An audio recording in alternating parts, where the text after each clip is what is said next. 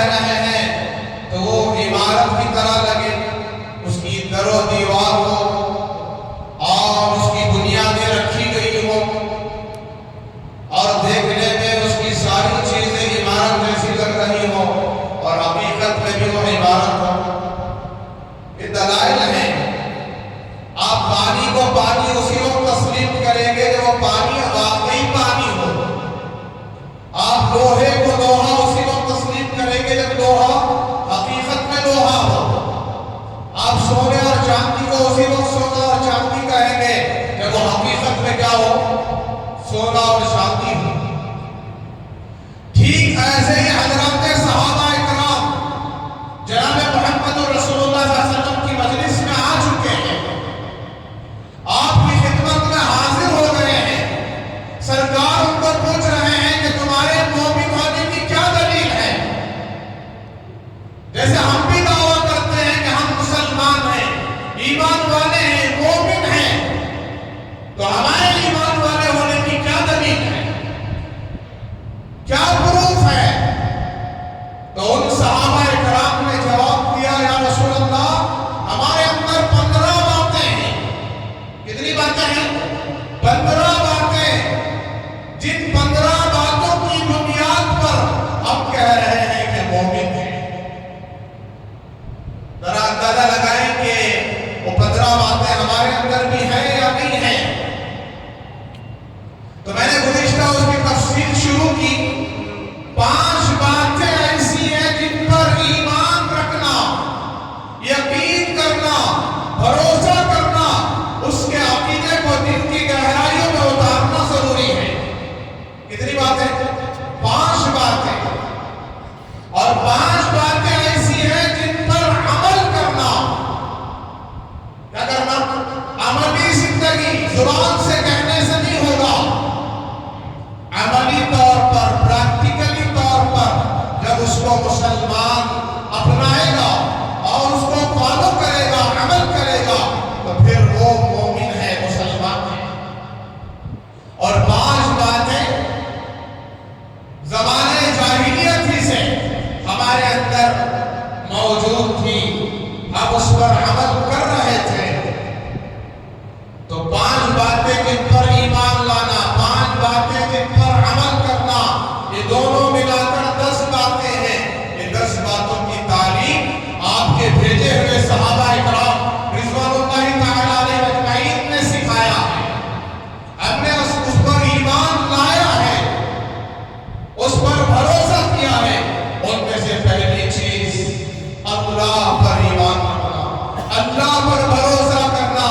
میں نے اس کی تفصیل گزشتہ عرض کر دیا کہ اللہ کی ذات ایک اکیلی ذات، تنے تنہا ذات، اس کے سوا کوئی عبادت کے لائق نہیں، وہی معبود حقیقی ہے۔ اسی کے سامنے سجدہ کرنا، اسی کے سامنے رکوع کرنا، اسی کے سامنے عاجزی و انکساری گڑ گڑائی کرنا، گڑ گڑا کر اسی کے سامنے مانگنا، دعائیں کرنا، اور اسی کے لیے صرف عبادت کرنا۔ خالص اسی ذات کے لیے عبادت ہو، اور وہی ہر نفع نقصان کا مالک ہے، خالق ہے۔ موت اور حیات اس کے ہاتھ میں ہے، خوشی اور غم اس کے ہاتھ میں ہے، کامیابی اور ناکامی اس کے ہاتھ میں ہے، عزت اور ذلت کا وہ مالک ہے۔ آپ نے تفصیل سنا، بہت لمبی تفصیل ہے۔ قرآن نے جگہ جگہ بیان کیا، اللہ کے صفات بیان کیے۔ قل هو اللہ احد۔ اے نبی جی، آپ اپنی زبان پاک سے ان بے ایمانوں کو سمجھائیے کہ وہ اللہ اپنی ذات اور صفات میں ایک اکیلا ہے، وہ کامل ذات ہے، صفات بھی اسی کے ہیں اور ذات بھی اسی کی ہے۔ صفات میں بھی وہ اکیلا ہے، ذات میں بھی اکیلا ہے۔ وہی رحمان ہے، وہی رحیم ہے، وہی جبار ہے، وہی ستار ہے، وہی غفار ہے۔ اس کے سوا کوئی رحمان نہیں ہو سکتا، رحیم نہیں ہو سکتا، جبار غفار نہیں ہو سکتا، قہار نہیں ہو سکتا، واحد احد صمد نہیں ہو سکتا۔ وہ اکیلا ہے، باقی کوئی اکیلا نہیں۔ ہر ایک کی اللہ نے جوڑی بنائی۔ اللہ نے شریک بنایا تو یہ اللہ پر ایمان، زمین اور آسمان کا خالق و مالک وہ ایک اکیلا اللہ، اس کے خزانے لامحدود، کبھی ختم نہیں ہونے والے خزانے ہیں، وہ بڑی قدرت کا، طاقت کا، قوت کا وہ مالک ہے۔ اس بڑائی کو سننے کے بعد لوگوں کی بڑائی دل سے نکال دو، مخلوق کی بڑائی دل سے نکال دو، فلاں بڑا ہے، فلاں کی تعریف ہے، فلاں کی عظمت ہے، نہیں، کسی کی عظمت نہیں، کسی کی بڑائی نہیں، کوئی بڑا نہیں، صرف اللہ بڑا ہے، اللہ کی ذات بڑی ہے۔ آسمان بڑا نہیں، زمین بڑی نہیں ہے، سمندر بڑے نہیں ہیں، آگ ہوا پانی مٹی بڑی نہیں ہے، بلکہ اللہ کی ذات اور اس کے صفات بڑے ہیں۔ یہ ایمان ہے اللہ پر، یہ اثر پیدا کرو اپنے دلوں میں۔ یہ چیز، پہلی چیز صحابہ نے بیان کی، مومن بنے کی پہلی چیز، ہم ایمان والے ہیں تو پہلی چیز ہمارا ایمان کس پر ہے؟ اللہ پر۔ سن رہے ہیں، سو رہے ہیں۔ دوسری چیز فرشتوں پر ایمان لانا، تو آپ نے فرشتوں کے کمالات، فرشتوں کی طاقت کا مظاہرہ کر لیا ہے کہ اللہ نے فرشتوں کو بہت طاقت دیا ہے۔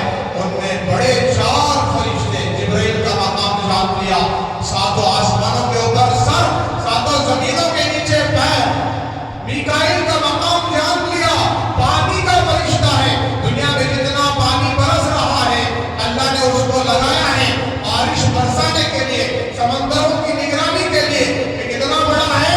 7 سمندروں کا پانی، دریاؤں کا پانی، پوری دنیا کا پانی اس کے سر پر اٹھا کر رکھ دیا جائے تو اس کے سر کی کیپاسٹی اور وسعت اتنی بڑی ہے کہ یہ خطرہ پیشانی تک نہیں آئے۔ اتنا بڑا سر اس فرشتے کا، تو اس کا جسم کتنا بڑا ہوگا۔ تو یہ میکائیل بھی بڑا نہیں ہے، اس کو بنانے والا اللہ بڑا ہے۔ تو میکائیل، اسرافیل سور پھونکنے والا، جس کے ہاتھ میں اتنا بڑا سور ہے کہ 7 زمین 7 آسمان اس سور کے اندر آ جائے، تو سور کو پکڑنے والا فرشتہ کتنا بڑا ہوگا۔ وہ اللہ کے حکم کا محتاج ہے، کام لگائے ہوئے بیٹھا ہے، اللہ حکم کرے پھونک دے گا، ساری کائنات ہوا میں اڑ جائے۔ سب سے بڑی طاقت ہوا کی طاقت ہے مخلوق میں۔ اللہ اسی ہوا کے ذریعے سے قیامت لائیں گے، کائنات کو ختم کریں گے، تہش نہش کریں گے۔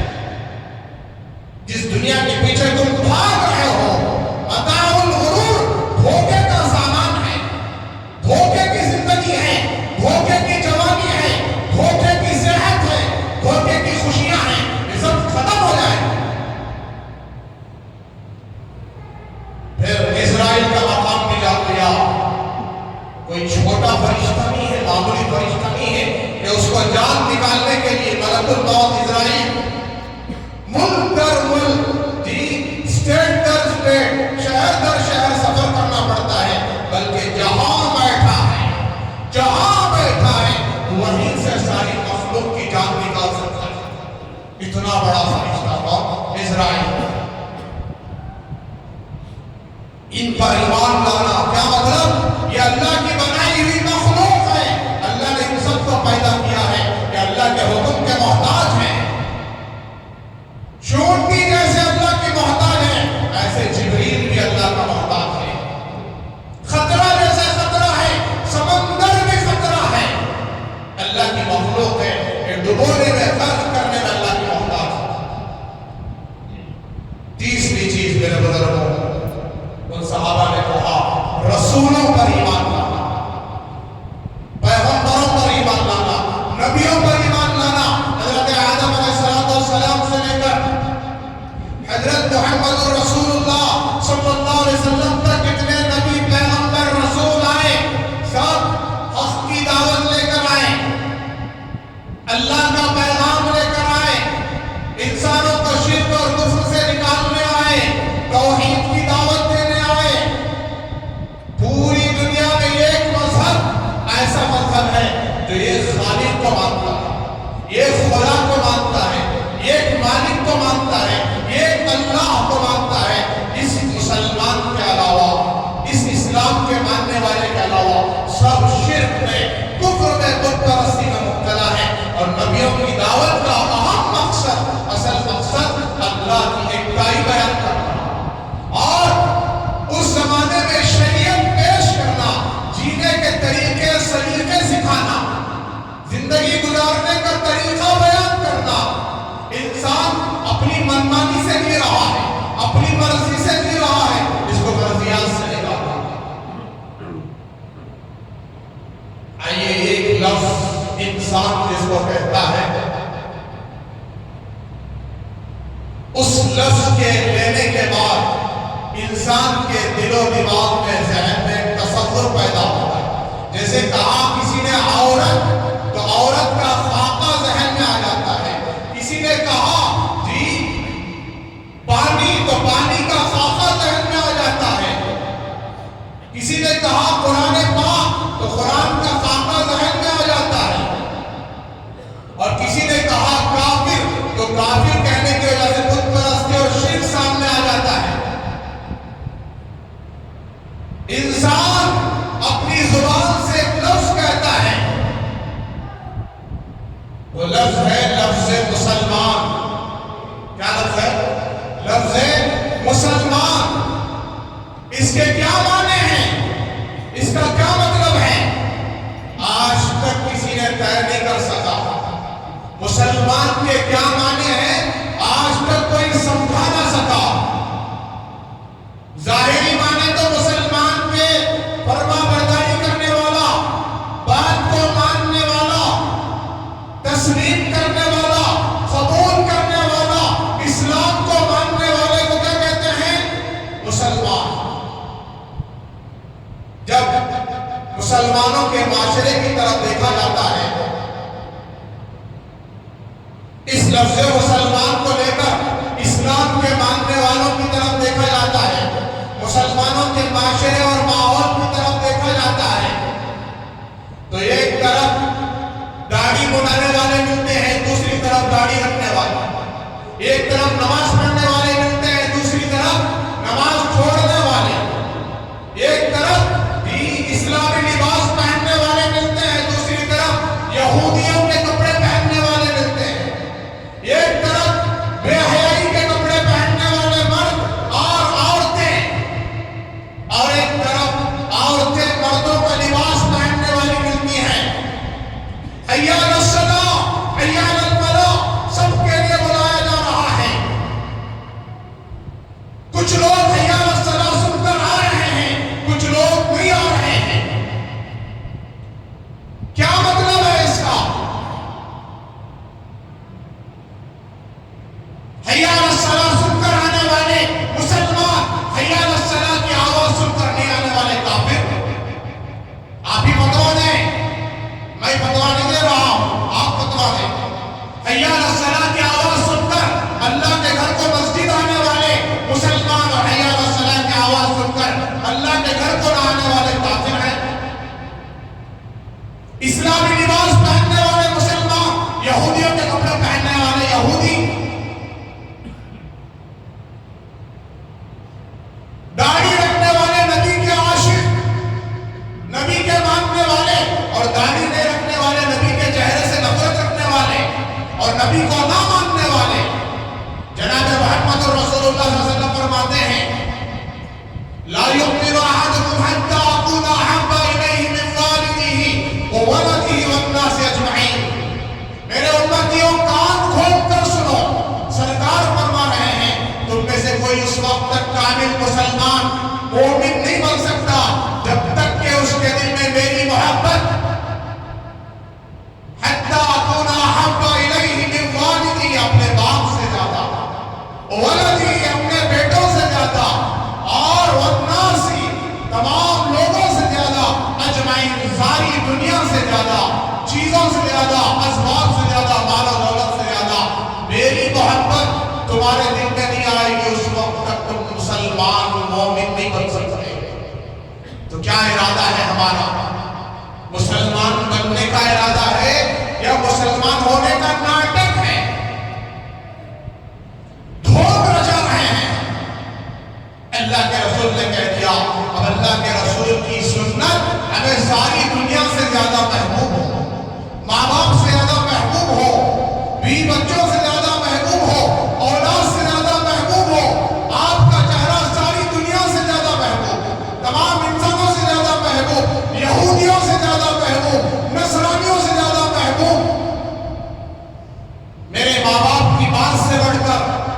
بیوی بچوں کی بات سے بڑھ کر، تمام دوستوں اور لوگوں کی بات سے بڑھ کر، میری دولت سے بڑھ کر مجھے حضور کی سنت محبوب ہے۔ اگر یہ چیز ہمارے اندر پیدا ہوتی ہے تو پھر داڑھی پیدا ہونے میں، چہرے پر رکھنے میں کوئی مشکل نہیں ہے۔ کیا آپ سے کسی نے زبردستی اسلام کا کلمہ پڑھایا؟ کیا آپ اس ہندوستان میں جی رہے ہیں، سیکولر ملک ہے، ہر مذہب والے کو یہاں اپنے مذہب پر عمل کرنے کی 100% آزادی ہے۔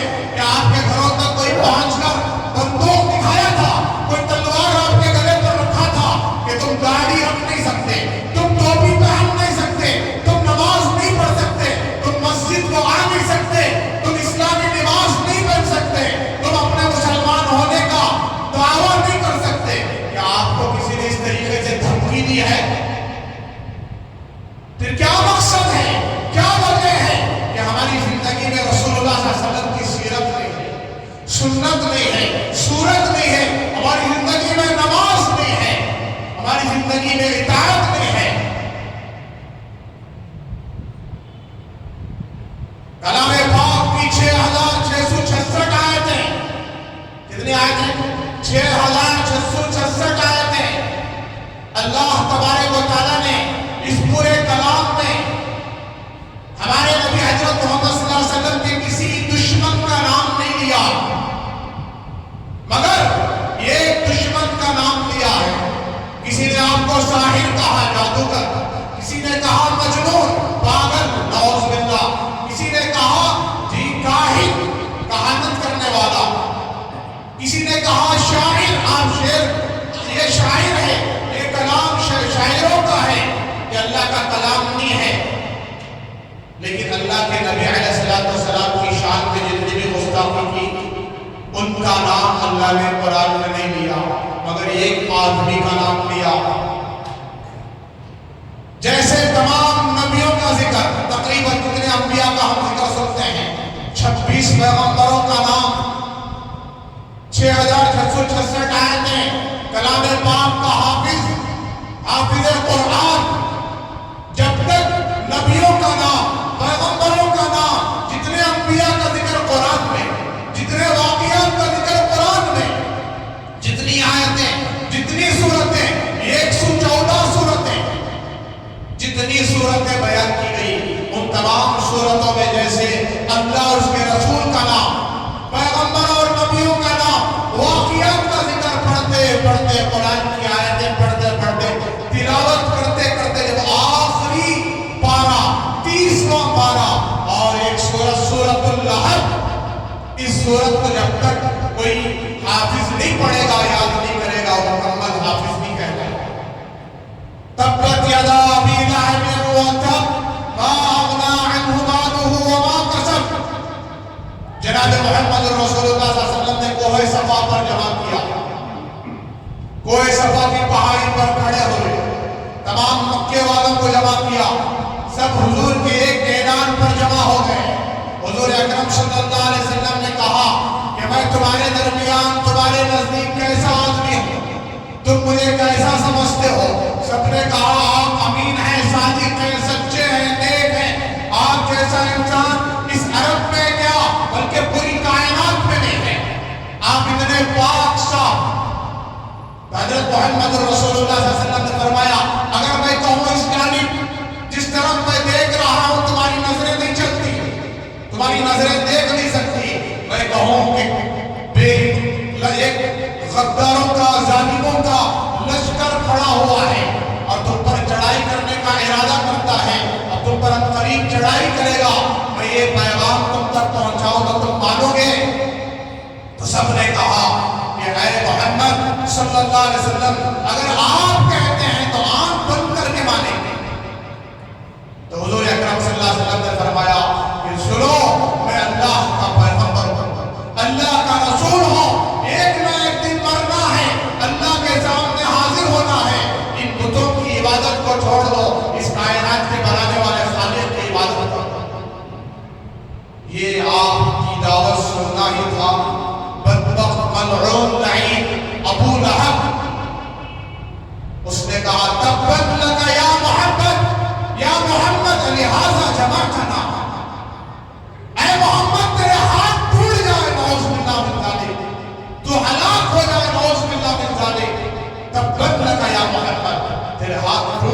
کا مطلب ہے لہٰذا جماعتنا، تو اس لیے ہمیں جمع کیا یہاں. اللہ نے اس کی بدبختی کا اس کی بربادی کا اللہ تبارک و تعالیٰ نے فیصلہ کرتے ہوئے سورۃ اللہب اتارا. قیامت کی صبح تک جتنے حفاظ، علماء، مفتیان کرام، ناظرہ پڑھنے والے، علم پڑھنے والے، نماز میں پڑھنے والے، نماز سے باہر پڑھنے والے، جہاں کہیں بھی پڑھتے رہے اس پر بددعا دیتے رہیں گے، اس پر لعن طعن کرتے رہیں گے، اس پر عذاب اور بڑھتا رہے گا. لیکن میرے بزرگوں، اللہ تبارک و تعالیٰ نے صرف ایک نام کا ذکر کر کے قیامت کی صبح تک یہ مضمون بیان کر دیا کہ قیامت کی صبح تک علماء، حفاظ، مفتیان کرام، واعظین، مقررین، ناصحین آتے رہیں گے، ائمہ کرام آتے رہیں گے، مفتیان کرام آتے رہیں گے، خطبہ، خطیب حضرات آتے رہیں گے. جب سود کے بارے میں کہا جائے، سود کھانا حرام، لینا حرام، دینا حرام، لکھنا حرام، گواہی بننا حرام، ناجائز، اتنا بڑا گناہ، اپنی والدہ سے بدکاری کرنے کے برابر، یہ ادنا درجے کا گناہ، اور اسی طریقے سے نماز چھوڑنے والا بے ایمان، اللہ کی عبادت کو ٹھکرانے والا بے ایمان، حرام کاریوں کا تذکرہ، ناجائز کاموں کا تذکرہ کرتے ہوئے جب روکا جاتا ہے تو قیامت کی صبح تک ابو لہب کی طرح لوگ کہیں گے ہم عاشق رسول ہیں، عاشق صحابہ ہیں، عاشق اولیاء ہیں. ساتھ میں یہ بھی کہیں گے تبت لک یا امام، یا عالم، یا مفتی، یا خطیب، لہذا جمع کرنا کہ تم نے داڑھی کے بارے میں بیان کرنے کے لیے ہمیں جمع کیا، یہاں روزے کے بارے میں بیان کرنے کے لیے جمع کیا، بھوکے رہو، نماز پڑھنے کے بارے میں بیان کیا، کیا خالی نماز نماز نماز نماز پڑھ کر کیا کرنا ہے؟ بہت سارے کہتے ہیں نماز چھوڑے دن کو جب بھی بولتے نہیں آتا، کیا نماز پڑھ کر کیا کرنا؟ میرے بزرگوں، ہم دنیا میں نماز پڑھنے ہی کے لیے آئے ہیں. ہماری زندگی کا مقصد ہی نماز ہے، ہماری عزت نماز ہے، ہماری کامیابی نماز ہے، ہماری راحت نماز ہے.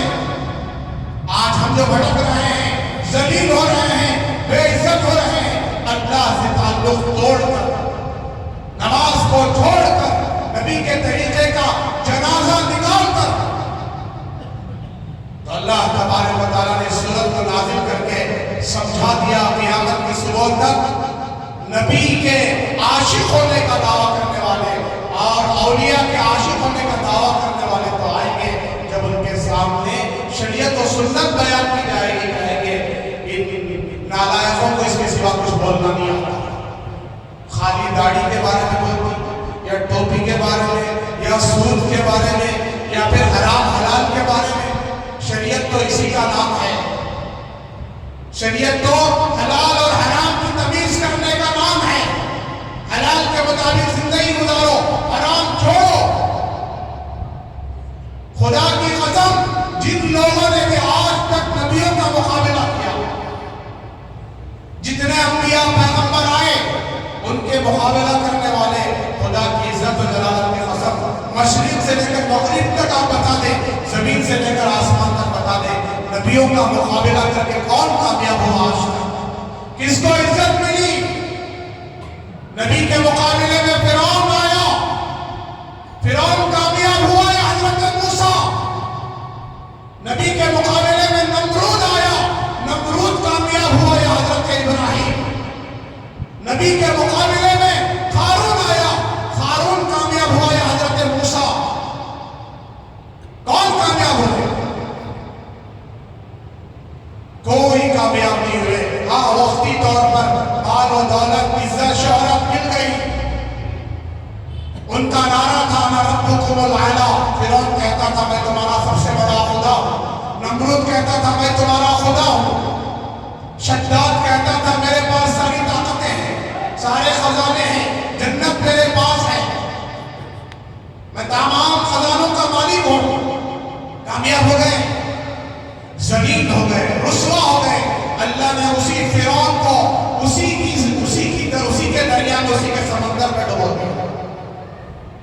نمرود کو ایک معمولی سی مخلوق مچھر کے ذریعے سے ہلاک کر دے، جو اپنے آپ کو خدا کہتا تھا، مچھر کے ذریعے سے اس کی سلطنت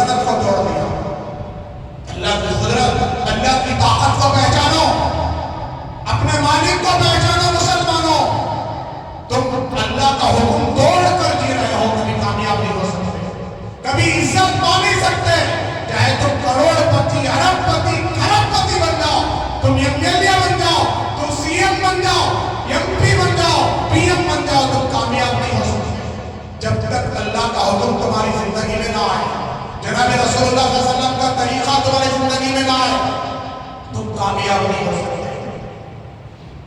حضرت فاطمہ الزہرا رضی اللہ تعالیٰ عنہا دنیا سے جا رہی تھی، رخصت ہو رہی تھی، رسول خدا صلی اللہ علیہ وسلم نے آپ اپنے وصال سے پہلے حضرت فاطمہ کے کان میں کہا تھا، بلا کر بٹھایا تھا، تو حضور اکرم صلی اللہ علیہ وسلم کی بات کو سن کر حضرت فاطمہ زاروں خطار رونے لگے۔ پھر اللہ کے نبی نے ایک اور بات کہی تو حضرت فاطمہ مسکرانے لگے، مسکرا دیا، خوش ہو گئے۔ جب آپ کا جنازہ اٹھا، رات کے وقت اٹھا، حضرت حسن اور حسین، حضرت علی آپ کے شوہر، اور چوتھا آدمی پایا پکڑنے والا نہیں تھا جنازے کا، اس لیے تھا حضرت علی رضی اللہ تعالیٰ عنہ سے حضرت فاطمہ نے کہا، اے علی میرا آج آخری دن ہے، میں جانے والی ہوں، میں اللہ کے رسول سے جا کر اللہ اس کے رسول سے ملنے والی ہوں، میرا آج آخری دن ہے۔ تو حضرت علی رونے لگے اور حضرت علی نے فرمایا، اے فاطمہ پھر تو میں موت اور حیات صحابہ اس سے ڈرتے نہیں تھے، معلوم تھا اللہ نے جان دی ہے ایک دن یہ جان نکل کر رہے گی، مر کر رہیں گے، اللہ کے حکم پر اللہ کے فیصلے پر راضی رہنے والے صحابہ۔ حضرت علی نے فرمایا، اے فاطمہ میں پورے مدینے کو جمع کر دوں گا تمہارے جنازے میں، سب کو اطلاع کر دوں گا۔ حضرت فاطمہ نے کیا کہا، وہ میری بہنیں جن تک میری آواز پہنچ رہی ہے، وہ میری مائیں جن تک مائک کے ذریعے سے باہر آواز پہنچ رہی ہے وہ سنیں۔ حضرت فاطمہ نے فرمایا، نہیں ہرگز نہیں، آپ کسی کو نہیں کہیں گے، اطلاع نہیں دیں گے میرے انتقال کی خبر نہیں سنائے۔ میں نے اپنی حیات میں جناب محمد رسول اللہ کی شریعت پر عمل کرتے ہوئے آج تک کسی نامحرم کو اپنا چہرہ نہیں دکھایا، اپنے بال نہیں دکھائے، اپنا لباس نہیں دکھایا، ایسے اپنے آپ کو بچایا ہے۔ خدا کی عزت و جلالت کی قسم میں چاہتی ہوں میرے مرنے کے بعد بھی میرے جنازے پر کسی غیر محرم کا سایہ بھی نہ پڑے۔ حضرت علی رضی اللہ عنہ کی وصیت پورا کرتے ہوئے حضرت فاطمہ کی جب تجہیز و تکفین ہو گئی، آپ کا جنازہ لے کر جا رہے تھے تو حضرت ابو ذر غفاری رضی اللہ تعالیٰ عنہ اچانک آ گئے۔ معلوم ہو گیا کہ یہ حضرت فاطمہ کا جنازہ ہے، تو ایک پہیا انہوں نے پکڑ دیا۔ حضرت ابو ذر غفاری کون ہے جانتے ہیں آپ؟ صحابہ دنیا میں سب سے بڑے انسانوں کے نزدیک، دنیا داروں کے نزدیک پاگل تھے، اللہ کے عاشق تھے، لوگ ان کو پاگل سمجھتے تھے۔ ایسی زندگی پاک صاف ستھری، دنیا کی ذرہ برابر بھی ان کے دل میں محبت نہیں تھی۔ ان تمام صحابہ کا یہ نعرہ تھا کہ تمام صحابہ میں صحابہ کہتے تھے ابو ذر غفاری پاگل ہوئی، اتنے اللہ کے عاشق، اتنے بڑے صحابی، انہوں نے پہیا پکڑ لیا، پھر وہاں لے جا کر قبرستان میں جنازہ رکھ دیا۔ جب تجہیز و تکفین ہو گیا، حضرت ابو ذر غفاری دور بیٹھے ہوئے تھے۔ تجہیز و تکفین کے بعد آپ تشریف لائے اور خبر سے کہا، اے خبر جانتی ہو آج تمہارے تیرے اندر کون آ رہی ہیں، کون آئی ہیں؟ بولتے سب ہیں لیکن ہمیں علم نہیں ہے، خبر بھی بولتی ہے، مٹی بھی بولتی ہے، پتھر بھی بولتے ہیں کہ آپ نے نہیں سنا حضرت محمد رسول اللہ صلی اللہ علیہ وسلم جب پتھروں کے پاس سے گزرتے، پہاڑوں کے پاس سے گزرتے، درختوں کے پاس سے گزرتے تو آپ کو السلام علیکم یا رسول اللہ کہتے۔ بولتے سب ہیں۔ تو حضرت ابو ذر غفاری کہنے لگے، اے خبر تو جانتی ہے تیرے اندر آج کون آئی ہے؟ امام الانبیاء، سید الانبیاء، ساقی کوثر، شافی محشر، وجہ کائنات، سید الانبیاء، تمام کائنات کے امام جن کے صدقے میں کائنات بنائی گئی، اس پاک نبی کی بیٹی آئی تھی۔ جانتی ہو تمہارے اندر آج حسنین کی ماں جنتی جوانوں کے سردار کی والدہ آئی ہے۔ جانتی ہو کہ آج تمہارے اندر شیر خدا کی بیوی حضرت علی کی اہلیہ محترمہ، نبی کریم صلی اللہ علیہ وسلم کے خلیفہ اور ایمان لانے والوں میں بچوں میں سب سے پہلے مومن، یہ فاطمہ الزہرا تشریف لائی ہے۔ تو خبر سے آواز آئی ابو ذر یہاں جنم کنڈلیاں بیان مت کرو، کون کیسی ہے، کون کہتا ہے، کس نبی کے خاندان سے ہے، کس کی بیٹی ہے، کس کی بہو ہے، کس کی ماں ہے، کس کی بیوی ہے، یہاں جنم کنڈلیاں بیان مت کرو۔ میں یہاں آنے والوں کے حسب و نسب رشتہ داری اور خاندان کو نہیں دیکھتی، آنے والوں کے اعمال کو دیکھتی ہوں، جیسے دنیا میں زندگی گزار رہی تھی ویسے میں ان کے ساتھ سلوک کروں۔ اب یہ بے پردہ بولنے والی ہماری ماں بہنیں، نہ محرموں کو غیر محرموں کو اپنا چہرہ دکھانے والی، اور یہ داڑھی منڈانے والے مسلمان بھائی، نماز جان بوجھ کر کھلم کھلا چھوڑنے والے، بغیر ٹوپی کے ننگے سر گھومنے والے، سودی کاروبار کرنے والے، سود میں لینے اور دینے والے، بیاج پٹی انٹرسٹ چیٹی فنڈ چلانے والے اور دھوکہ دینے والے، ماں باپ کو ستانے والے، ان کی نافرمانی کرنے والے، بیوی بچوں کا حق دبانے والے، ان کا حق مارنے والے، برے اخلاق والے، سنتوں کا جنازہ نکالنے والے، ذرا سوچیں اس حالت میں ہماری موت آ جائے، شراب کی حالت میں، نشے کی حالت میں، جوئے کی حالت میں، جی بیٹی پر شرط لگا کر جوا کھیل رہے ہو، اس حالت میں موت آ جائے تو کہاں جائیں گے؟ کیا منہ دکھائیں گے اللہ کو؟ خبر ہمارے ساتھ کیا سلوک کرے گی؟ کبھی بیٹھ کر سوچا ہے ہم نے؟ نبی کا بیٹا نوح علیہ السلام کا بیٹا وہ بچ نہیں سکا، نبی نہیں بچا سکا، پیغمبر حضرت ابراہیم علیہ السلام اپنے باپ کو جہنم سے نہیں بچا سکے، کائنات کے امام حضرت محمد رسول اللہ صلی اللہ علیہ وسلم اپنے چہیتے چچا، مشفق چچا، مہربان چچا ابو طالب کو نہیں بچا سکیں گے جہنم سے۔ سب سے ہلکا عذاب ان کو دیا جائے گا، آگ کی جوتیاں ان کے پیروں میں پہنائی جائیں گی، جس سے ان کا دل دماغ سب پکے گا، کھولے گا، اور وہ سمجھے کہ سب سے خطرناک عذاب مجھے کو دیا جا رہا۔ اللہ کے نبی نے فرمایا اے چچا میرے کان میں کلمہ پڑھ دو، کلمہ شہادت کی گواہی دے دو، میں تمہاری سفارش کروں۔ آج مسلمان کلمہ بھی زندگی میں باقی ہے نہیں مانتے، کتنی مرتبہ کلمہ پڑھتے ہیں لا الہ الا اللہ محمد رسول اللہ، یہ کلمہ تو ہزاروں دفعہ پڑھنے کا کلمہ ہے، روزانہ پڑھنے کا ہے، یہ آخری درجہ ہے، آخری درجہ ہے۔ روزانہ سونے سے پہلے 3 بار لا الہ الا اللہ محمد رسول اللہ پڑھ کے سو جاؤ۔ حدیث میں آتا ہے دنیا خود اس کلمے پڑھنے والے کو، لا الہ الا اللہ کے پڑھنے والے کو دنیا خود کہے گی آخرت کی تیاری کر لے، مرنے کے بعد کی تیاری کر لے۔ کتنے ہمارے نوجوان ٹی وی دیکھتے دیکھتے، میوزک سنتے سنتے، گانا سنتے سنتے، ویڈیوز دیکھتے دیکھتے سو جاتے ہیں، نشہ کرتے کرتے، سگریٹ پیتے پیتے سو جاتے ہیں، معلوم نہیں کیا کیا گندے کام میں مبتلا ہے، کتنے زانی زنا کی حالت میں مر گئے، کتنے جنابت کا غسل کیے بغیر مر گئے، کیا حالت ہوگی قیامت کے دن۔ لہذا توبہ کریں، اللہ سے معافی مانگیں، نمازوں کا اہتمام کریں، استغفار کریں، اللہ سے اپنا تعلق جوڑیں۔ آج عہد کر کے جائیں موت کی آخری سانس تک میں اپنے ایمان کو بچاؤں گا، اس ایمان کو بچانے کے لیے اللہ نے نماز دیا ہے، میں نماز نہیں چھوڑوں گا، نماز قضا نہیں کروں گا، میں اثر میں بھی ایسے ہی فرما بردار بن کر اللہ کی اطاعت کرتے ہوئے آؤں گا، مغرب میں بھی آؤں گا، عشاء میں بھی، جہاں کہیں بھی میں رہوں میں نماز کا اہتمام کروں گا۔ نبی کا عاشق بننے کے لیے نبی والا لباس، نبی والا چہرہ میں اپناؤں گا، نبی کے غداروں اور یہودیوں کا لباس میں ہرگز اختیار نہیں کروں گا۔ توبہ کر کے جائیں، اللہ ہدایت کے دینے میں دیر نہیں کریں گے، بس ہم ہدایت مانگ کر جائیں، اسلام کی دولت مانگ کر جائیں، اللہ ضرور ہدایت دیں گے۔